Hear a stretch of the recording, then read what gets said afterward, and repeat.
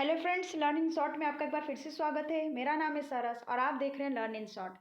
Guys, ये KVS का आपका इन्वायरमेंटल साइंस का पहला चैप्टर है, जिसमें जो है कि लोकतंत्र की प्राथमिक संस्थाएं।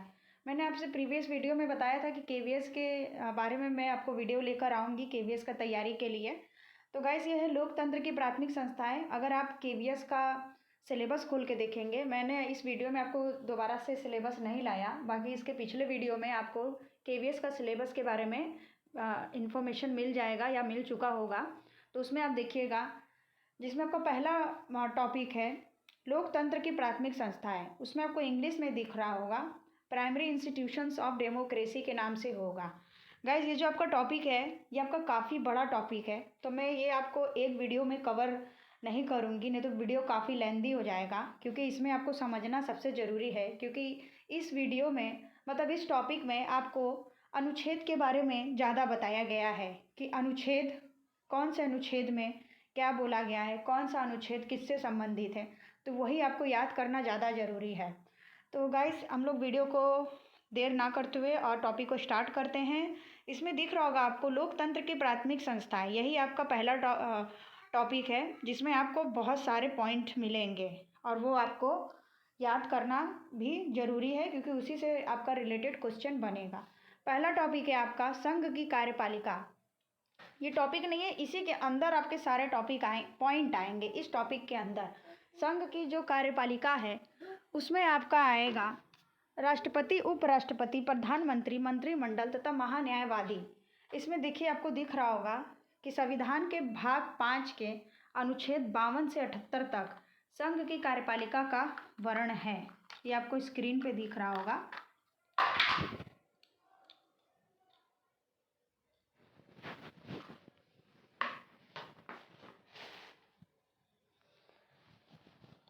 जो संविधान का भाग 5 है उसके अनुच्छेद 52 से 78 तक संघ की कार्यपालिका का वर्णन है। संघ की कार्यपालिका में राष्ट्रपति, उपराष्ट्रपति, प्रधानमंत्री, मंत्रिमंडल तथा महान्यायवादी शामिल होते हैं। सबसे पहला इसमें टॉपिक है राष्ट्रपति।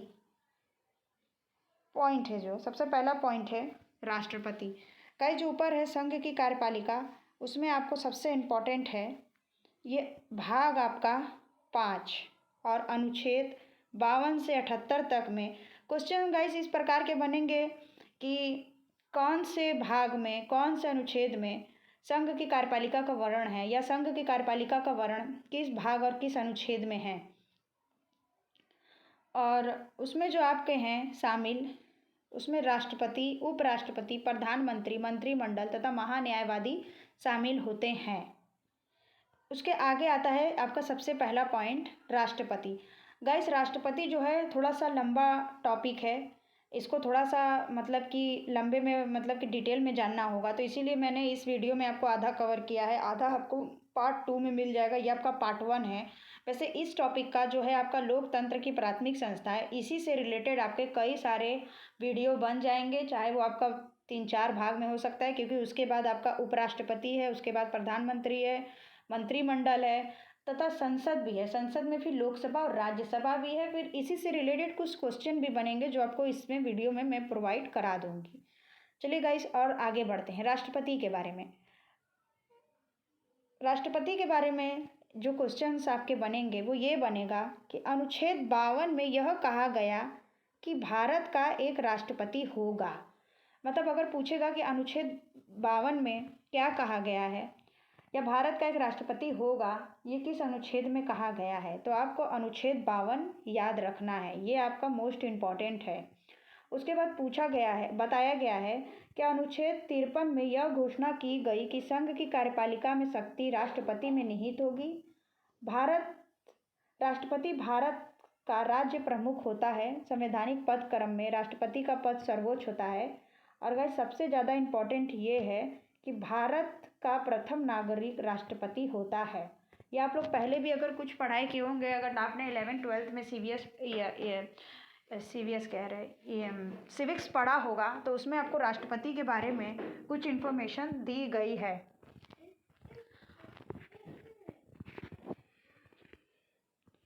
तो ये आपके राष्ट्रपति से रिलेटेड हो गया। इसमें आपको याद करना रखना है अनुच्छेद 52 और अनुच्छेद 53 में घोषणा की गई राष्ट्रपति भारत का राज्य प्रमुख है और भारत का प्रथम नागरिक है। उसके बाद कुछ इम्पॉर्टेंट अनुच्छेद हैं जो आगे मैं आपको बताऊंगी। इसमें मैं आपको ज़्यादा पॉइंट नहीं ली हूँ, इसमें सिर्फ 5 ही पॉइंट को कवर किया है। बाकी एक वीडियो में आपको टोटल पॉइंट इसके मिल जाएंगे इसके नेक्स्ट वीडियो में। भारत के राष्ट्रपति का चुनाव अप्रत्यक्ष रूप से आनुपातिक प्रतिनिधित्व प्रणाली के एकल संक्रमणीय मत पद्धति से गुप्त मतदान द्वारा होता है। मतलब भारत के राष्ट्रपति का चुनाव अप्रत्यक्ष रूप से होता है, प्रत्यक्ष रूप से नहीं होता है। जैसे कि अगर आपने मतलब कि अगर आप 18+ होंगे, आप वोट देते होंगे, तो आप देखे होंगे कि प्रधानमंत्री और मुख्यमंत्री का जो चुनाव होता है वो प्रत्यक्ष रूप से होता है, मतलब कि जनता के समर्थन में होता है। लेकिन राष्ट्रपति का चुनाव ऐसा नहीं होता है। इनका जो चुनाव होता है वो अप्रत्यक्ष रूप से आनुपातिक प्रतिनिधित्व प्रणाली के एकल संक्रमणीय मत पद्धति से गुप्त मतदान द्वारा चुनाव राष्ट्रपति का होता है। उसके बाद अगर पॉइंट की बात करें, अनुच्छेद 54, आपको ये अनुच्छेद 54 फिर याद रखना होगा। राष्ट्रपति का निर्वाचन संसद के दोनों सदनों के निर्वाचित सदस्यों, राज्यों के विधानसभाओं के निर्वाचित सदस्यों तथा दिल्ली एवं पौंडीचेरी विधानसभा के निर्वाचित सदस्यों द्वारा किया जाता है। तो फिर अनुच्छेद 54 के अनुसार राष्ट्रपति का चुनाव संसद के दोनों सदनों के निर्वाचित सदस्यों, मतलब कि संसद के जो दोनों सदस्य हैं, लोकसभा और राज्यसभा, उन दोनों के निर्वाचित सदस्यों और राज्यों के विधानसभाओं के, जो राज्य के विधानसभा होते हैं, उनके निर्वाचित सदस्यों द्वारा तथा दिल्ली एवं पौंडीचेरी विधानसभा के निर्वाचित सदस्यों द्वारा किया जाता है। इसमें जो आपका मेन इम्पॉर्टेंट पॉइंट है, इस पॉइंट में अनुच्छेद 54 आपको याद रखना है, जिसके अनुसार राष्ट्रपति का निर्वाचन होता है।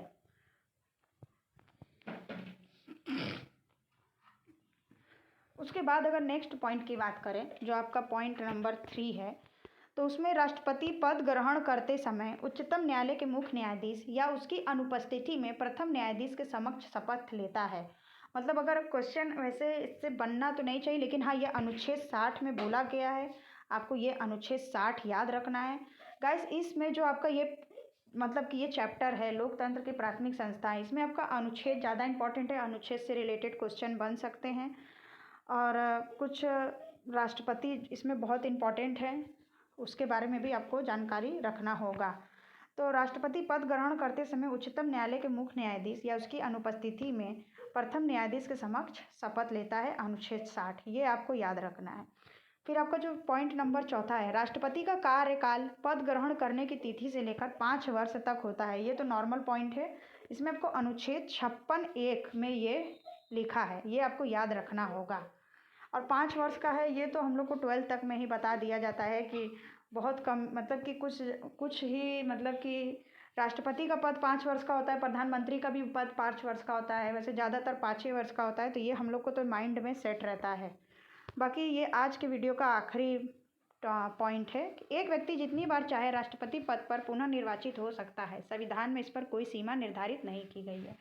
अनुच्छेद 57 में यह बोला गया है। आपको अनुच्छेद 57 याद रखना होगा कि एक व्यक्ति जितनी बार चाहे राष्ट्रपति पद पर पुनः निर्वाचित हो सकता है। संविधान में इस पर कोई सीमा निर्धारित नहीं की गई है। तो गाइस, ये आज का वीडियो आपका यहीं पे समाप्त होता है।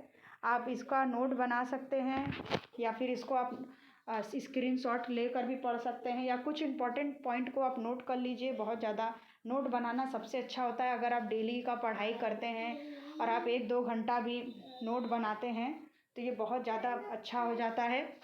गाइस, अगर आपको वीडियो पसंद आया हो तो फिर वीडियो को लाइक कर लें, चैनल को सब्सक्राइब कर लें, क्योंकि उससे क्या होगा कि आपको आगे का जो भी वीडियो मिलेगा, मतलब डालेंगे, वो आपको मिल जाएगा। ठीक है गाइस, तो आज के लिए इतना ही।